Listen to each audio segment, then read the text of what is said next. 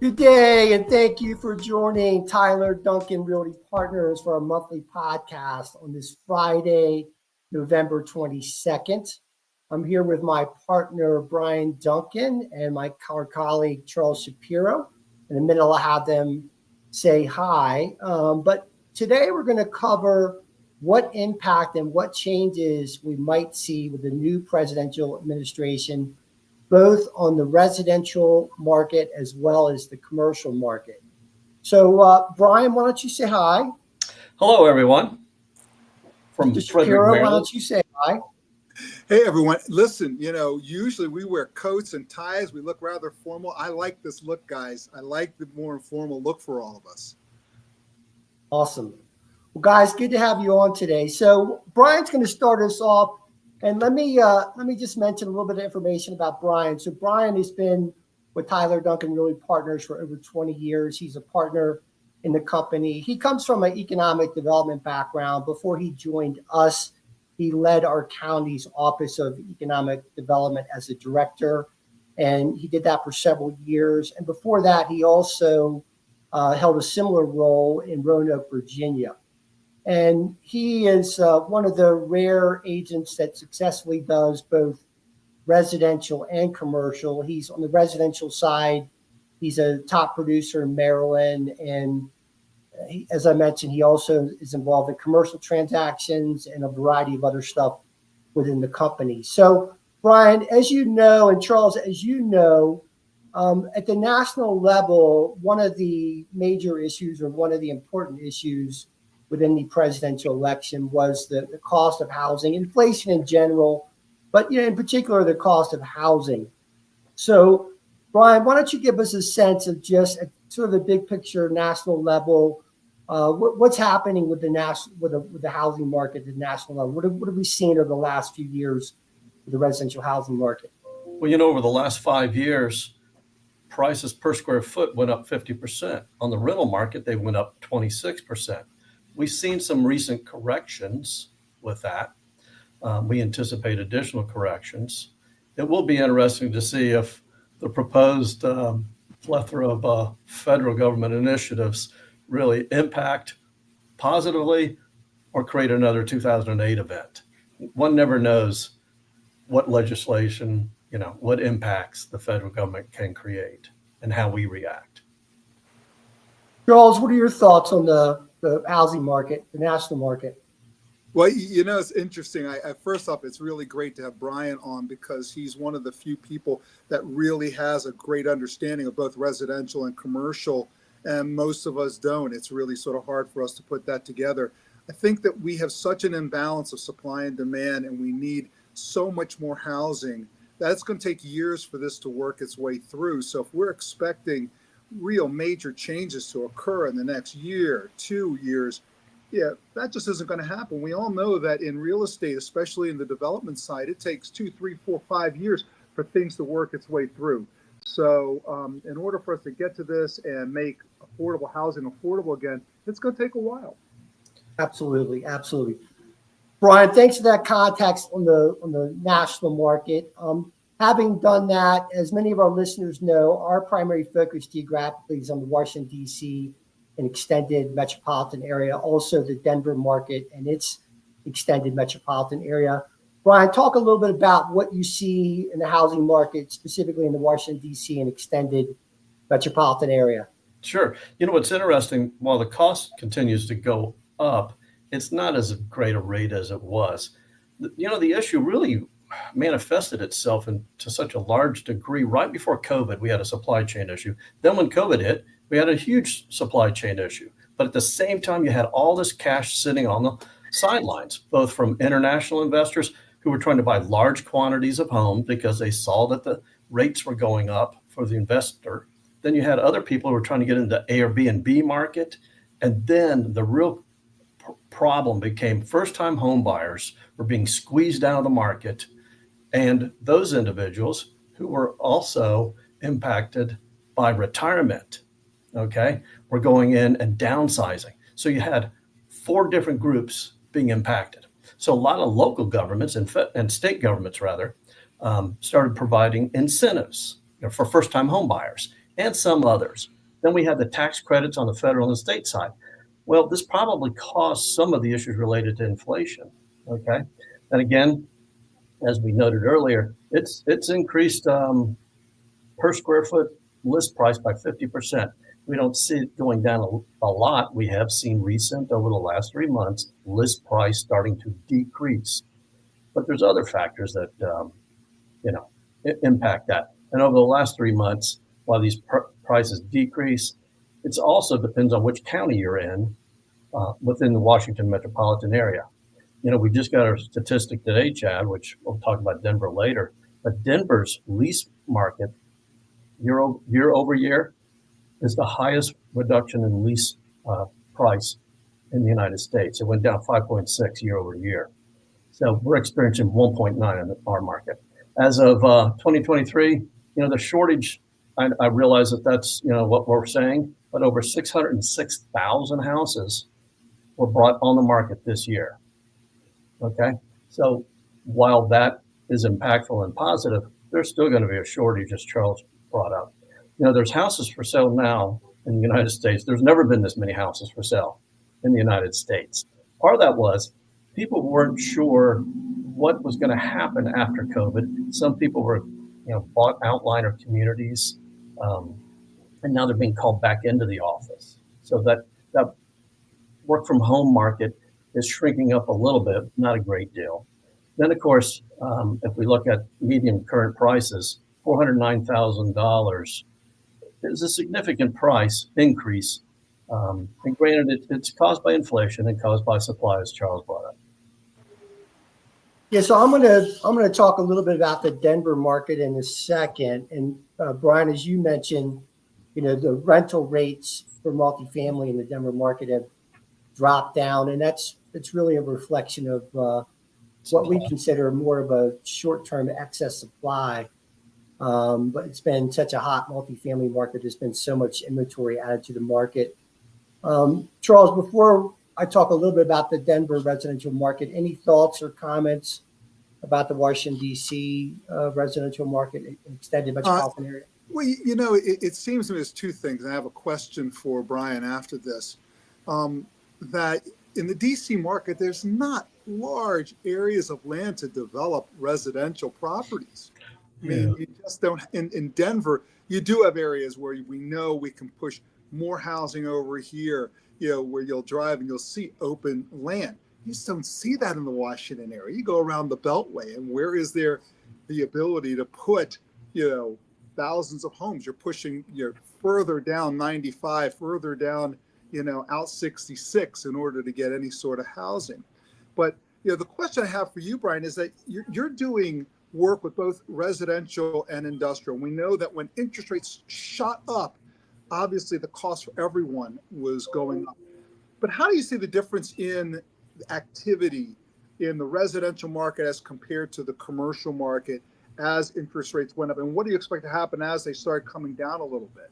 Well, I guess everyone understands that for the last 200 years, the average interest rate for a residential house purchase has always been 7%. And now I know after a few years where we were getting 2.4, we're a little spoiled right now, right? So people are a little sensitive. However, I'm telling you, we have more buyers than we did last year, the previous year, because at 6.8% with the promise, here's what's really interesting to me on the residential side. You can refinance for free now in the next 2 years with most lenders. So if you buy something at 6.8, you're going to be able to, at no cost, refinance. So that's very impactful, very positive for us. Now, on the commercial side, we're seeing people expand their smaller businesses, mid-sized business, and purchase product. Okay. They're not worried about the 7.5% interest. They're more worried about other ways to become profitable. So if you have product, which is a problem, Charles, as you alluded to, both in the residential and commercial side here in Washington metropolitan area, then you have a transaction. But the problem is a lot of people right now aren't really willing to let go of those 50,000 and less square foot commercial properties. Now, we all know what's going on in DC and metropolitan areas with the high rises. That's a different commercial aspect that I'm talking about. we're seeing people go in and change those out for condos, apartments, where they can.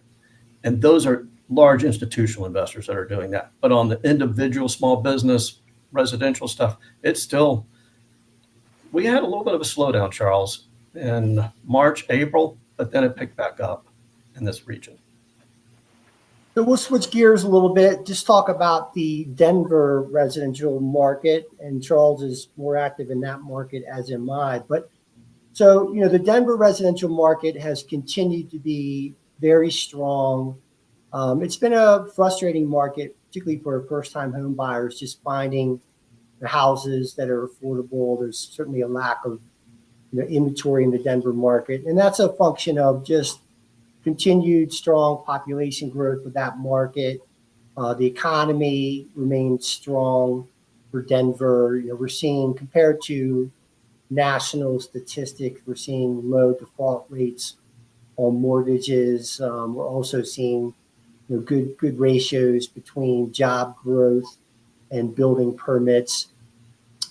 Year over year, in terms of the median pricing of housing in Denver, it depends upon which resource you're looking at. But generally speaking, we've seen about a 3.1% increase year over year in the median cost of housing in Denver.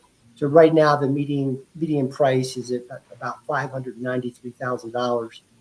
And in the luxury market in particular, we've really seen record-setting pricing in Denver within the residential sector.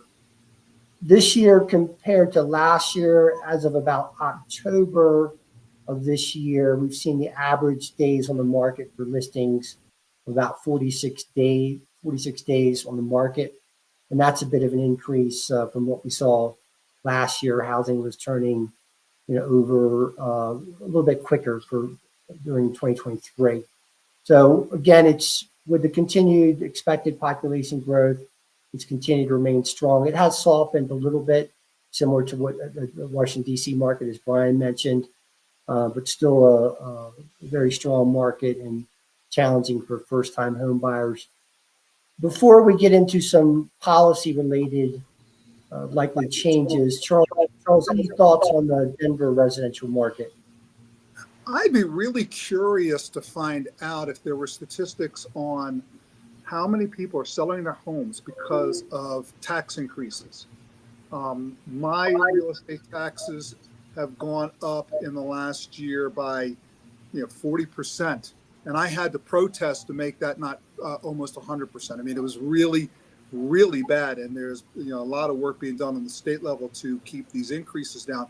But I've seen a lot of houses in my neighborhood go on the market, and I think it's because the prices are high, but I think they want to get out because the real estate taxes have been such a big burden on them. So I'd be curious to find out about that. Good point. So as we mentioned, at the outset, the housing cost was a major concern amongst both candidates.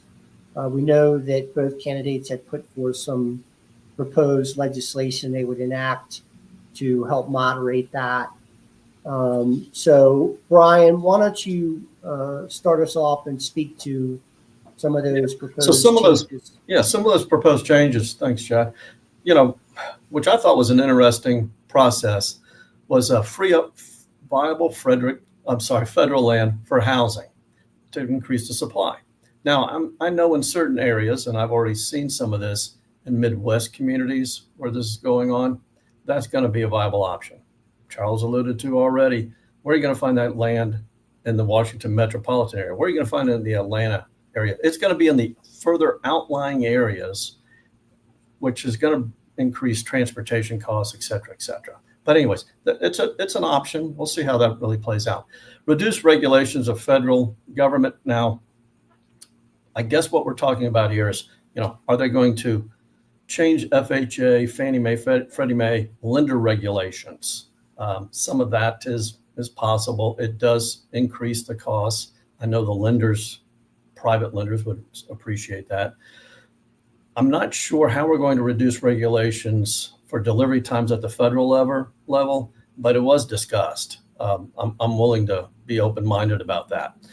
they also talk about increasing tax incentives for federal support for first-time home buyers. As you know, most states and most local governments do that as well. So I don't know if it's going to be on top, or will you be excluded from accepting state and federal funds, and which ones will be more proactive and more conducive for first-time home buyers. So you mentioned a few of the challenges with some of those initiatives.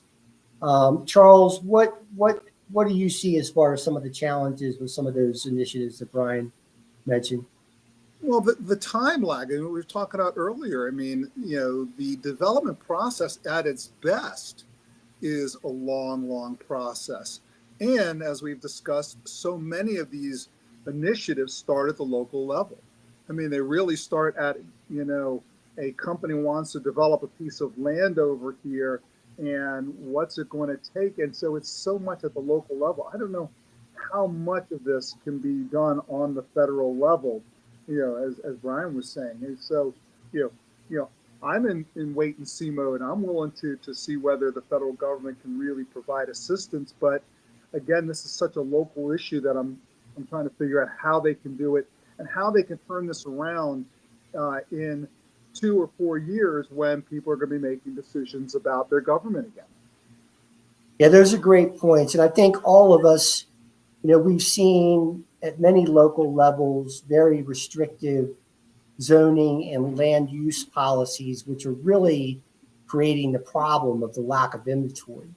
And there's probably some federal measures that could be taken, provide incentives for local governments to open up the spigot, so to speak, and create more housing. But as you guys said, it really is predominantly at the local level. So it's a challenging situation.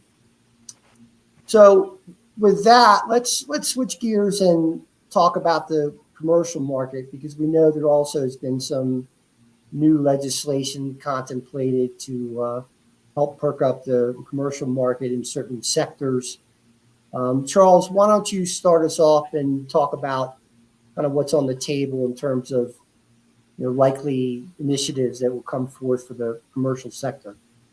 Well, let's first understand that obviously whatever the Trump administration and the government does with regards to the economy directly impacts both the residential and commercial markets. But the one thing that we're seeing obviously is this very, very pro-business approach to the economy with decreased regulation. That always helps the business environment, and it's always going to help businesses grow, especially if they include more tax breaks, which are going to improve the bottom line of all the businesses. There's going to be continued pressure. I know in the first administration, Mr. Trump put in he was putting a lot of pressure on the Federal Reserve to keep interest rates low, and he's probably going to do the same again. So we don't know exactly what's going to happen. The 2017 tax cuts, we're pretty sure those are going to be made permanent. And so it's, so that's going to be helpful. My questions are, could President Trump order federal workers back to the office? If he does that, it's a big boon to Washington, D.C., obviously. Big help to hundreds and hundreds of businesses that depend on those workers. And on the other side, could that new commission that he's setting up on government spending and all that, could that result in less federal employment, because they've talked about chopping a lot of federal employment, which obviously is not a good thing for the commercial real estate market. Or the residential. Or the residential. Oh, absolutely. Because these are the unintended consequences. And my friends that are libertarians out there, they love to use the term unintended consequences. And I think it's really a great way to look at a lot of legislation. So 100%. 100%. What could happen here? So can we go to the next slide? Great. So we do know that that the Trump tax cuts are set to expire next year, and that likely won't happen. I just can't see it. It wasn't going to happen in a Democratic administration, especially on the lower end, maybe not on the higher income side. We will keep in place 100% bonus depreciation extension, which has a positive impact for cost segregations. It's expected that the bonus depreciation eligibility will include both new and used properties. The plans for 100% depreciation bonus beyond 2022 would incentivize real estate development and upgrades. And you can see other things like the extension of opportunity zones and the possible repeal or reduction of capital gains tax increases. So these are areas where the government can make a real big impact. Chad, any thoughts on those? Anything you want to add? No, I think those are all great points. Just, a few challenges with some of them, and I'd appreciate you guys weighing in on them as well. But speaking, for example, specifically to tariffs, a lot of economists believe that ultimately, tariffs, the cost of tariffs will be passed on to consumers, business owners, and property owners in some way, shape, or form. So that's a potential adverse impact to commercial real estate owners, in driving up their costs. And also, I know there's been some planned changes as it relates to energy policies. I think to a large degree, the commercial sector has been striving to make advances as it relates to, implementing new energy efficiency operating procedures, pursuing different off-grid sources as far as utilities, and a lot of that stuff takes long-term planning. So if we see some immediate changes to sort of the historical policies that have been in place, that might be a challenge also for property owners. How about you guys in terms of what challenges do you see other than those I mentioned as it relates to some of the potential implementation of new initiatives? Well, let me jump in with the immigration deportation plans. If those are fully implemented, then you're also taking out a lot of low-cost workers out there that the food industry depends on, that the construction industry depends on, people that are working on your home, the landscapers. So that could be inflationary, if it's brought to its extremes. In terms of the tariffs, there could be a lot of negotiating posturing going on. We know that President Trump is someone that likes to go in with a strong hand and say, here's the impacts if you don't change. There's definitely going to be some tariff increases. We know that. Are they going to be that bad? That's what we have to wait and find out. We just don't know. And finally, I think a lot of these energy initiatives, a lot of them are also local, and the local governments, especially places like Colorado, they're not going to be easing off on their decarbonization plan. So I don't think it's going to impact the market here quite as much as it might in other places. Brian, how about on your end? So, one of the other things I guess we have to talk about is the data center phenomenon that's going on in the United States, and the cash that is needed for that, but more importantly, the infrastructure that's needed for that. And is the federal government going to get involved? Are we going to create many nuclear power plants? What are we going to do, to solve that issue? Because all of us want to do what we're doing right here: communicate on on a system that we're, comfortable with right now. You go to a basketball game, you want to be able to use your phone and upload when you're in Mexico, wherever you're at, Colorado, right? You guys want to be able to communicate with the free world, and we need those services. Now, hey, I understand the local politics, and that's where it all leads, but I think the state and federal government's going to have to get involved with power generation again, whether they want to or not. Great. Totally agree.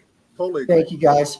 So just in terms of a summary, the details of policy implementation specifics remains to be seen, but inevitably we obviously will see various changes, and a lot of them I think will be positive. At the same time, there's some that may have some unanticipated adverse impact. So whatever changes do occur, it's going to take several months to affect the market, and in some cases maybe years to affect the market. But at the end of the day, buildings are central to city centers.